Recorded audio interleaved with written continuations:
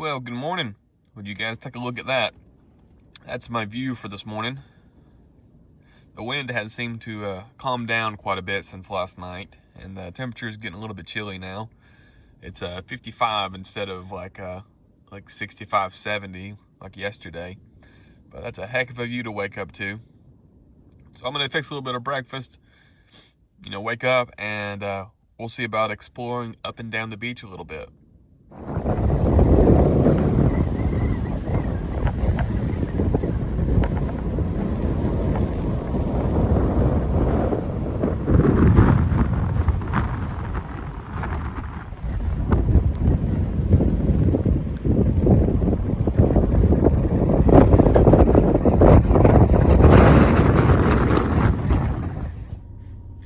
So just made it to the top of the Outer Banks Island.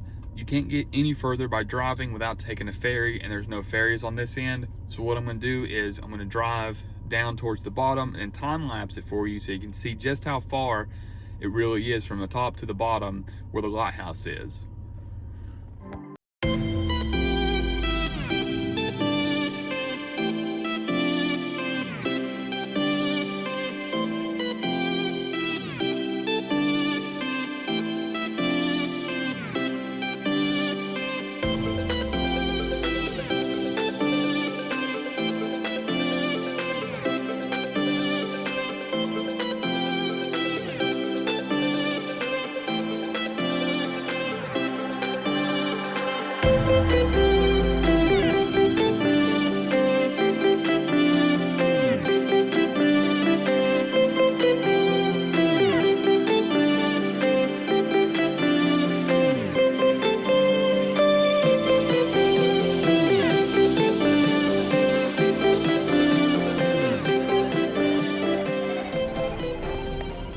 Well, we finally made it down to the bottom of the island chain that we can drive on. So that was about an hour's worth of driving from the top all the way down here towards the bottom. It was pretty slow going, about 15, 20 mile an hour, all the way down. But other than that, I mean, it was an enjoyable, smooth ride. The transmission got a little hot towards the end, so I pulled over and let it cool down a bit. But other than that, it was an easy drive down, good views the whole way.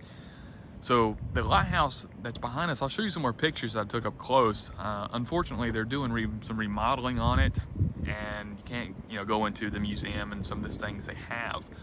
But one of the things I found interesting was the lighthouse was built in 1856, and before that, there was actually another one that was built in like 1806. The problem with that one was it was about 50 feet too short for what it needed to be for a lighthouse. So about 50 years later, they built this one that we see today.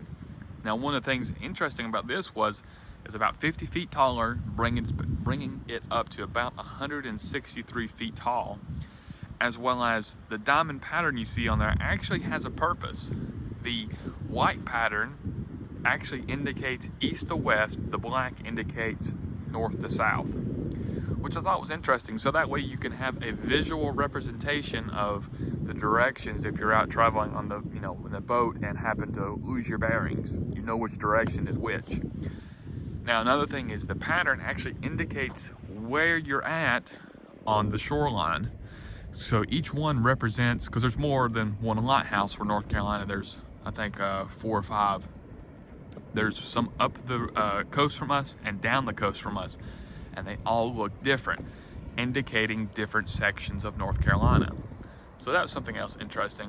And they had, bunk houses for the family that stayed here, right? That was built in 1873.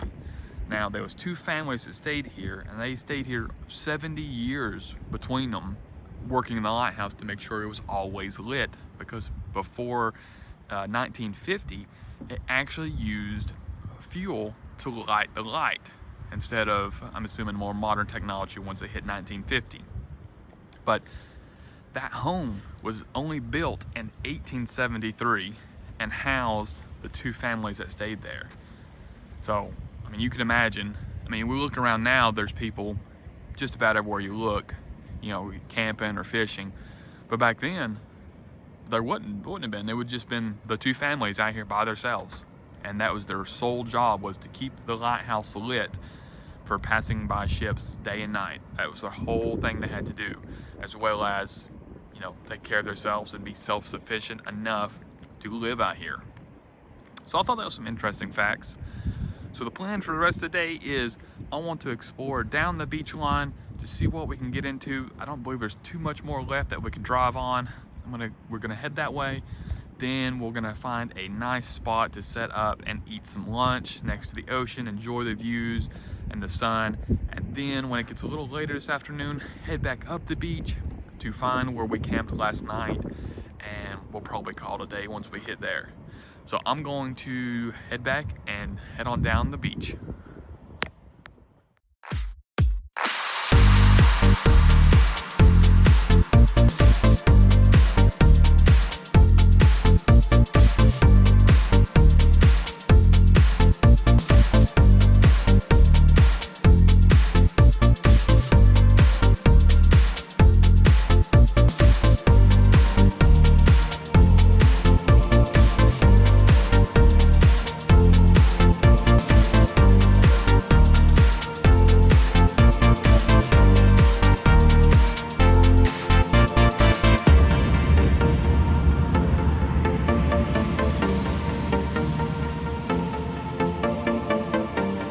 So I've been driving around for a few minutes now, and I found a road that just kind of went into the bush, and then it turned into a paved road, right? So it's like, okay, let's see where this goes. So I kept following it, and it leads to where we're at right now, which is just kind of at the end of this knoll on the islands, where there's a former, maybe still usable but closed, docking area.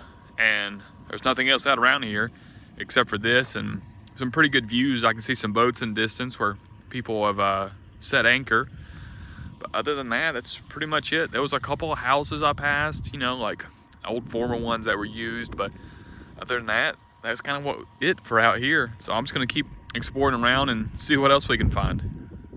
On the way back out, I actually found this house that I didn't see when I was coming in, that's just fallen down and dilapidated. But when I was walking up, I was seeing all this stuff moving around on the ground, right?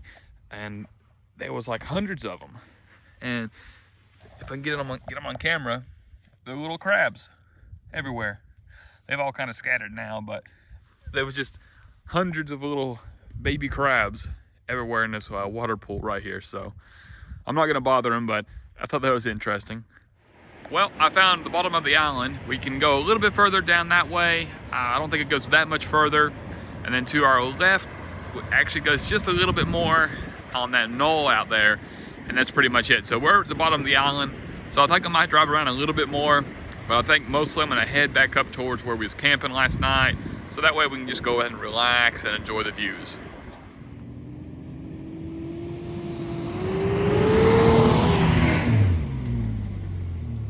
Just now got back to camp. It was about a 30-minute drive all the way from the bottom of the island just to this point here, and we still probably have maybe another 15 minutes worth of driving just to get to the ferry tomorrow. But I'm glad we made it back. I'm glad this spot was still available. This is actually a really nice spot that I like. Even though there's literally hundreds of spots to choose from on this beach to camp from, which is one of the greatest things about this out here, but this one was still open. So I think that's gonna be it for today. I'm going to enjoy myself, go get something good to drink, go sit by the ocean, enjoy the view, and watch the sunset, and call it a day. So I hope you guys have enjoyed. Remember to like and subscribe, and we will see you in the next one. And as always, remember to just start adventures. See you in the next one.